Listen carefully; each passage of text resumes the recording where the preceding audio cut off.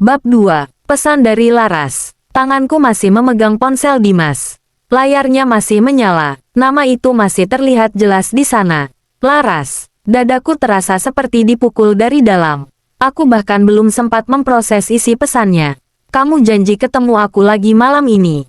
Aku membaca kalimat itu sekali lagi. Dan sekali lagi. Seolah-olah aku berharap tulisan itu berubah.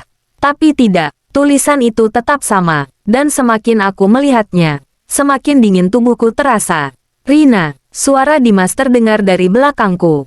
Aku tersentak, aku berbalik pelan. Dimas sudah berdiri di ambang pintu kamar.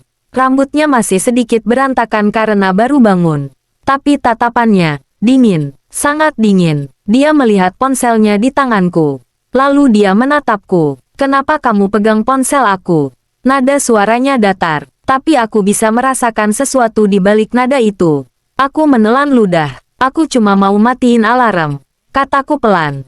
Dimas berjalan mendekat. Langkahnya pelan. Tapi entah kenapa, setiap langkahnya membuat jantungku semakin berdebar. Dia berhenti tepat di depanku.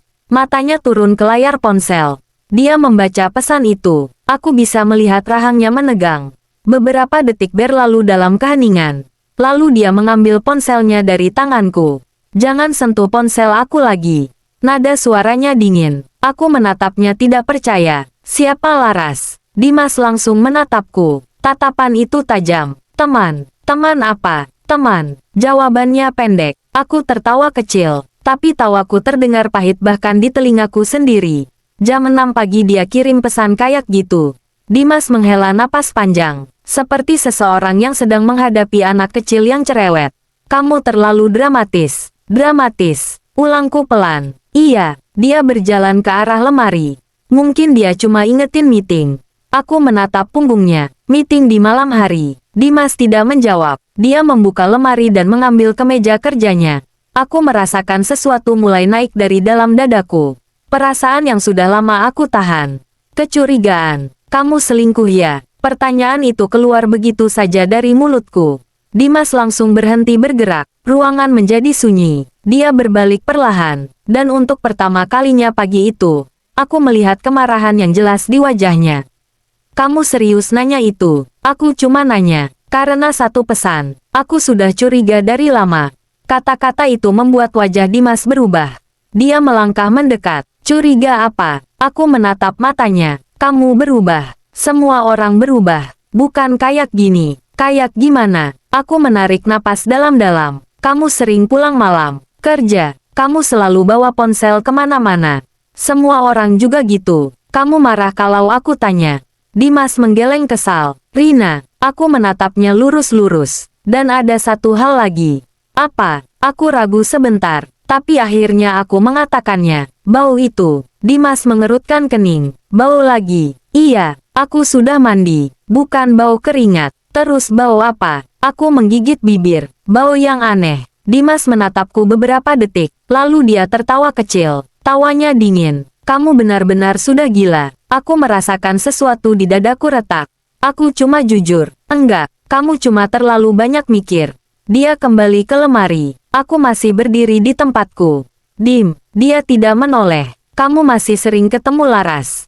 Dimas langsung menutup pintu lemari dengan keras.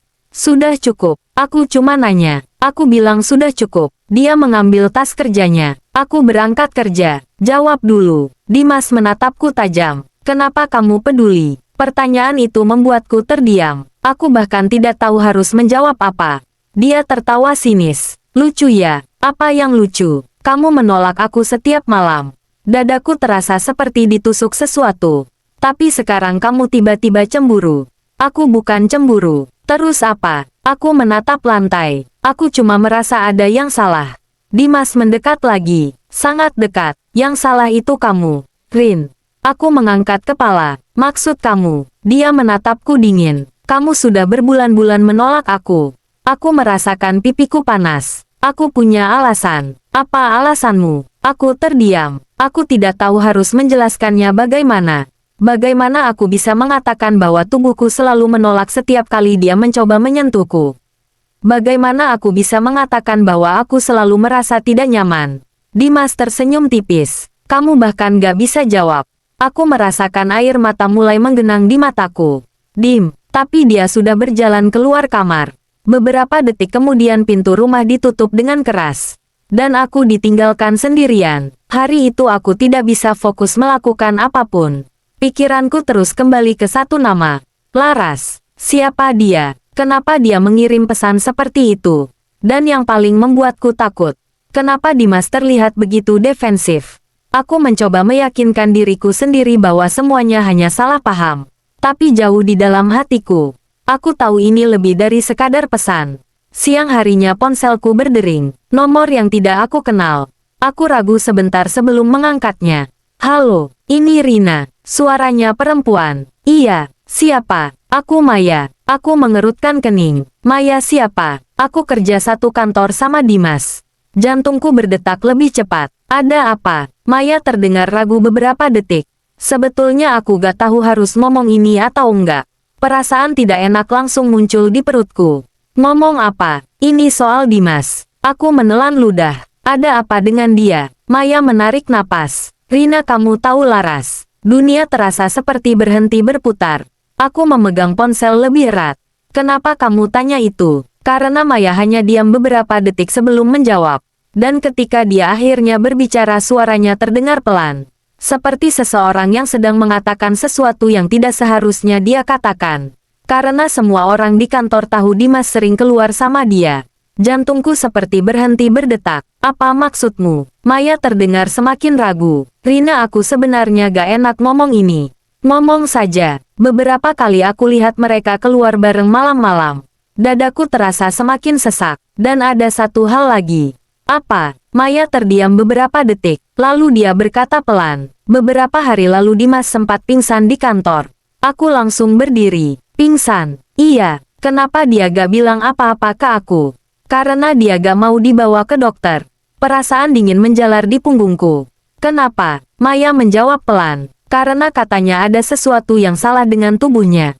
Aku menelan ludah. Apa maksudnya? Maya terdiam lama. Lalu akhirnya dia berkata sesuatu yang membuat darahku terasa membeku. Dia bilang bagian bawahnya sakit. Tanganku langsung gemetar. Dan baunya aneh. Aku merasa dunia di sekitarku mulai berputar. Tiba-tiba semua potongan kejadian di kepalaku mulai tersambung. Bau itu, perubahan sikap Dimas. Dan alasan kenapa tubuhku selalu menolak menyentuhnya. Tapi sebelum aku sempat berkata apa-apa, Maya mengatakan satu kalimat lagi. Kalimat yang membuat lututku hampir tidak sanggup berdiri. Rina, kalau aku jadi kamu, aku akan paksa dia pergi ke dokter. Karena kondisi itu bisa sangat berbahaya kalau dibiarkan.